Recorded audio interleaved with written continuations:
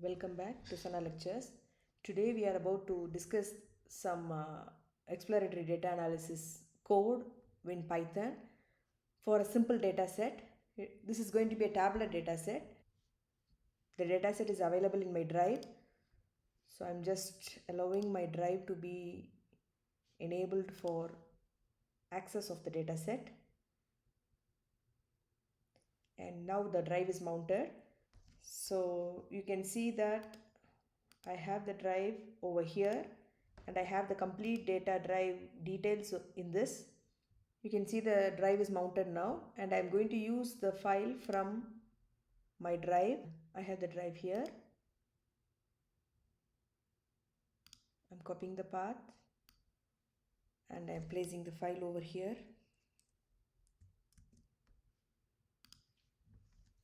Yeah, now I have the location of my file, and let me run this first cell where I have imported pandas as an object PD. PD is the name of the object which I have given for the library pandas. So I'm going to use all the methods related to this particular library pandas. In the next cell we can see that I have imported the CSV file from the drive in this location. I have shown you how to mount the drive also. So this read underscore CSV is a method in Pandas library to read the data file as a CSV file. Okay. So in the next cell we can see that I have the df.shape. The df.shape is to display the number of rows by number of columns. So I have now 83 rows and 42 columns in this data set. The next cell will give you the data of the head. That is the first 5 rows. The default value for head of argument is 5 rows. If I am giving 10 values here, I'll be displayed with 10 number of rows. So how many values you need, you can display it out. If you are just curious in knowing how the data appears in the data set, you can have just only the head to know the file with the first 5 entries and the column names. So in the next cell we can see that what are the column names available there, because we have here 42 columns and we have a lot of data here. We cannot scroll it over more than this. It is limited over. So I am just displaying all the column names here. All the column names, all the 42 column names are displayed over here. My next aim of this exploratory data analysis is to pick only the specific number of columns, specific columns from it, because 42 columns are of no use for me. I am just deciding that only these 7 columns are going to make an important role over here.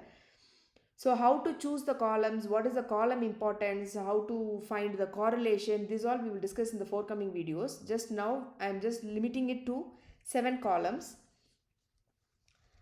So you can see now only these 7 columns I have displayed here. The aircraft make name is acft underscore make dot name. It is displayed as acft underscore make dot name. So that is the column name, it is displayed here. This is the state name and this is the aircraft model. This is the text information which is available there, and the flight phase, event description and the fatal flag.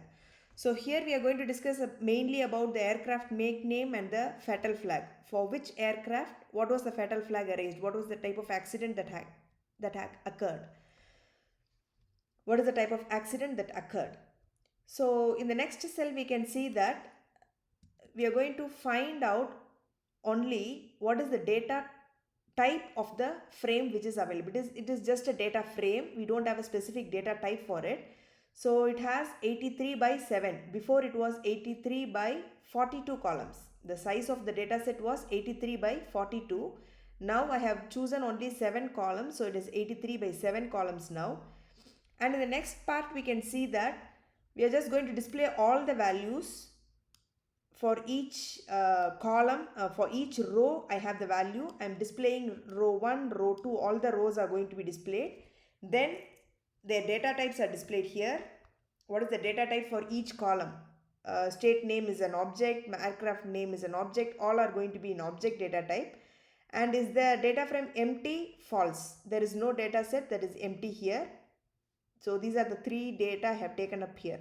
So what are the values for it, what are the data types, and what is whether it is empty or not, whether the data frame is empty or not. Okay, so this is the values that I have, and then I have the data type of each column, and I'm checking whether the data frame is empty or not. I have some data in the data frame. Fine.